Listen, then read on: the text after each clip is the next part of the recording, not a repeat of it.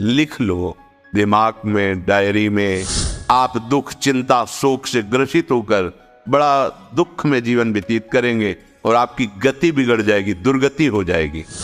एक उपासक और एक गृहस्थ जीवन जीने वाले हर व्यक्ति को श्री गुरु जी की ये बात जरूर सुननी चाहिए। इस प्रवचन में श्री गुरु जी ने ऐसी 12 बातों को समझाया है जिनको अगर आप अपने जीवन में नहीं निभा रहे हैं तो आपका हर सही कर्म भी अधूरा ही माना जाएगा। कौन सी हैं ये 12 बातें, चलिए जानते हैं श्री गुरु जी के मुखारविंद से इस प्रवचन में। राधे राधे। उपासक को कभी इन दोषों को अपने अंदर टिकने नहीं देना चाहिए, और जो संसार के मार्ग में चल रहे अगर इन दोषों में चलेंगे तो वो जो आपके पुण्य कर्मों से ऐश्वर्य है भी वो नष्ट हो जाएगा। आप दुख, चिंता, शोक से ग्रसित होकर बड़ा दुख में जीवन व्यतीत करेंगे और आपकी गति बिगड़ जाएगी, दुर्गति हो जाएगी। लिख लो दिमाग में, डायरी में, क्योंकि ये नोट हो रहा है, आवाज डाली जाएगी, आप बार बार सुन, इनसे बचिए। अपनी बड़ाई, अपनी प्रशंसा कभी अपने मुख से नहीं करना, नहीं तो आपके पुण्य नष्ट हो जाएंगे, बुद्धि भ्रष्ट माने गिर जाएगी। अगर परमार्थ में चल रहे तो भी, और व्यवहार में तो पुण्य नष्ट हो ही जाएंगे। बुद्धि गिरी हुई तभी ऐसी बात होती है। और ये दोष बहुतायत है, ये बहुत प्रभावशाली है। अपनी बड़ाई मारना, अपने मुख से कभी अपनी बड़ाई ना करना। अगर कोई अपने मुख से अपनी बड़ाई करता है तो उसके सुकृत नष्ट हो जाते हैं, बुद्धि भ्रष्ट माने गिर जाती, पतित हो जाती है, फिर निर्णय ठीक नहीं। अगर हमारा सारथी, हमारा ड्राइवर मूढ़ हो तो कहीं भी हमको गिरा देगा, तो वो बुद्धि भ्रष्ट मतलब गिर जाती है, निर्णय करने लायक नहीं रहती। अपनी प्रशंसा अपने मुख से करना, लोलुपता, ये वृत्ति नहीं होनी चाहिए। धर्म से चलेंगे, धर्म के द्वारा जो हमें प्राप्त होगा उसी से हम अपना भरण पोषण करेंगे। आपके बच्चे स्वस्थ होंगे, बुद्धिमान होंगे, परिवार में बहुत सुख और शांति होगी। भले दीपक की तरह जलो, बहुत काल तक रहेगी। लक्ष्मी जी भी आपके घर में बहुत काल, हम ये नहीं कहते कि बहुत नहीं, जितनी है बहुत सुख शांति से चलोगे।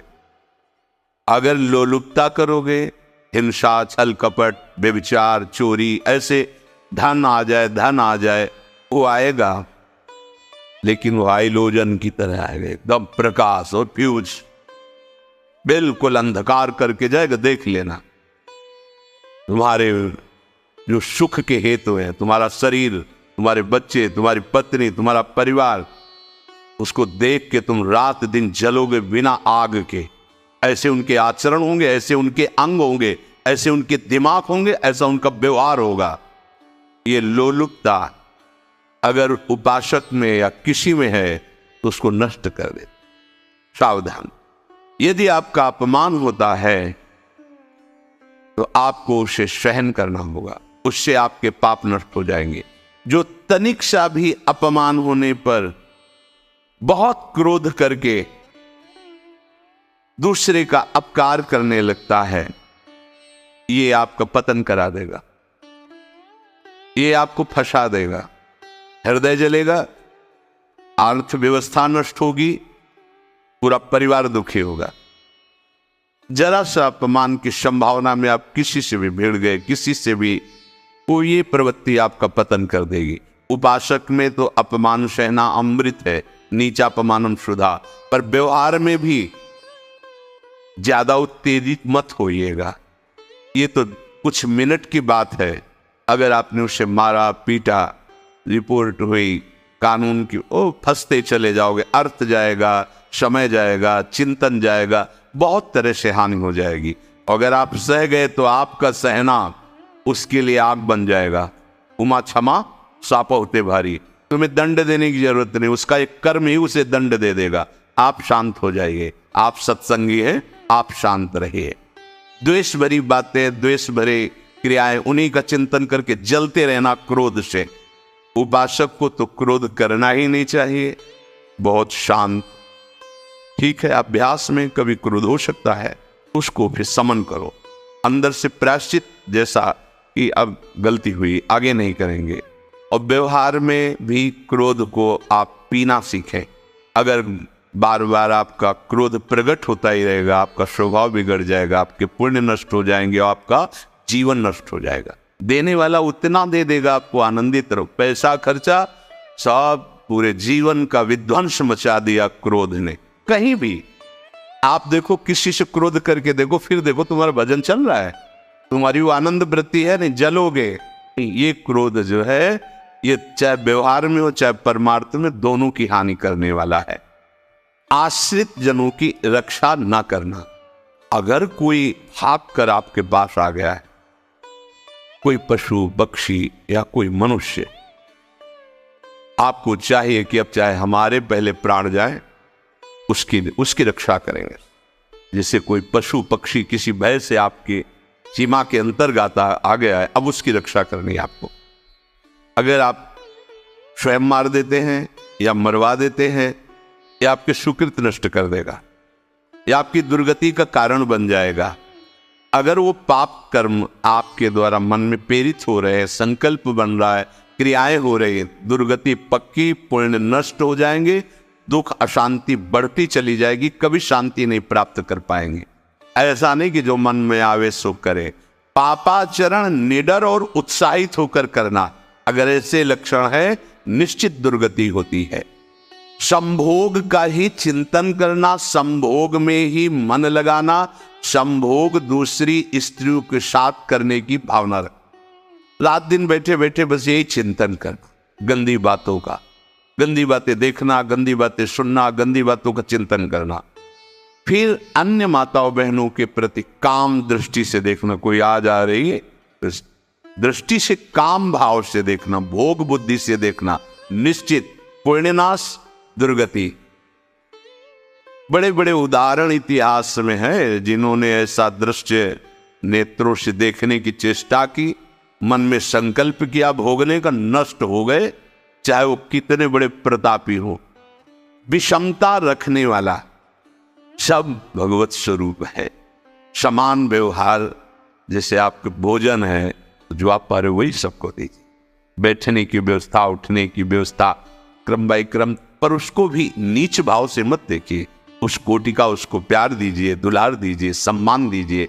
इतनी विषमता न फैलाते रहे अपने जीवन में कि आप सबके निंदा के पात्र बन जाए।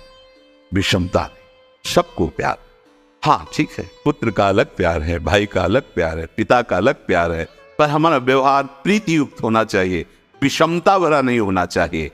अगर हमारे चित्त में विषमता ही रही तो संसार है, प्रभु नहीं है। जीत विषम संसार कीर्ति जग बिस्तरे। जो विषमता पर विजय प्राप्त कर लेता है वही भगवत प्राप्ति का अधिकारी। ये विषमता बहुत बड़ी हानि है। अत्यंत मानी होना, जहां आपके प्राण कमजोर होंगे, पुण्य नष्ट होगा, आयुश्री सब नष्ट होना है, ऐसे आचरण करवाएगा गुरुजनों के साथ, महापुरुषों के साथ।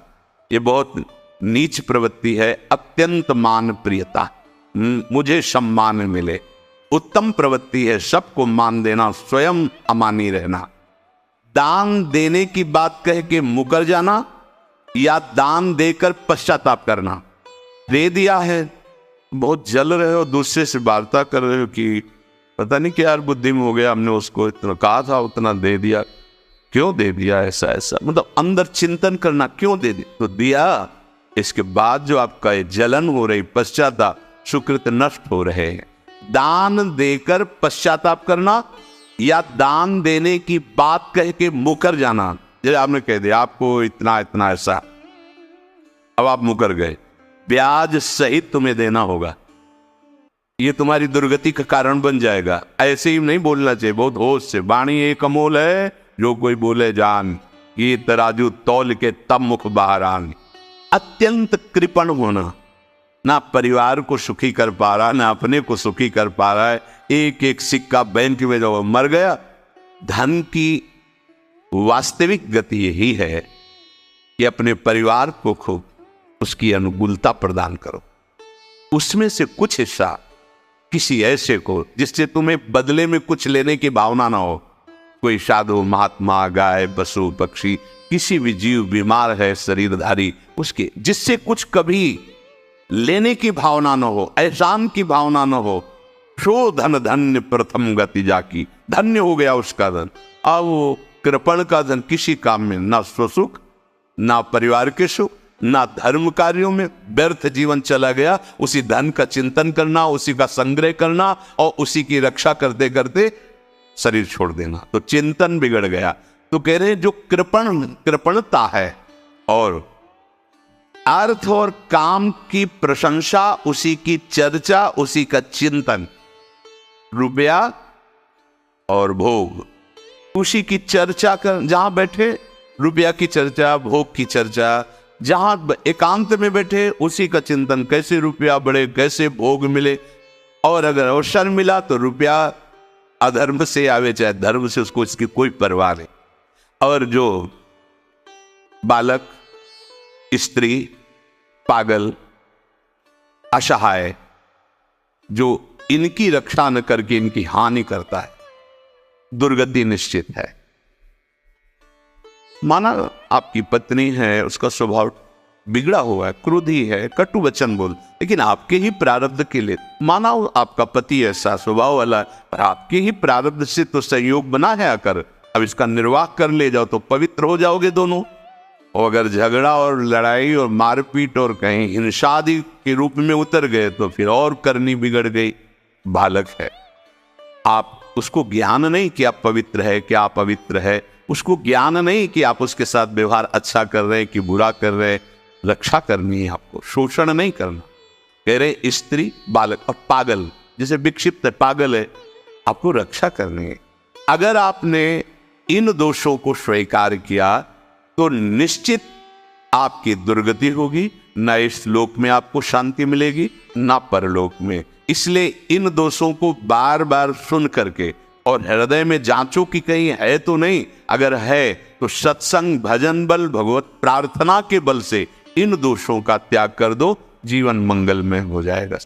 आशा है पूज्य श्री गुरु जी का ये प्रवचन आपके लिए बहुत लाभकारी होगा और आप प्रवचन की इन बातों को अपने जीवन में उतारकर इसका सकारात्मक लाभ उठाएंगे। श्री गुरु जी के इस प्रवचन से हुए अनुभव को आप चाहें तो कमेंट बॉक्स में लिखकर हमारे परिवार के साथ व्यक्त कर सकते हैं। श्री गुरु जी के मुखारविंद से हमें आध्यात्मिक ज्ञान की प्राप्ति ऐसे ही होती रहे, भगवान से यही प्रार्थना है। आप सबको प्रेम भरा राधे राधे।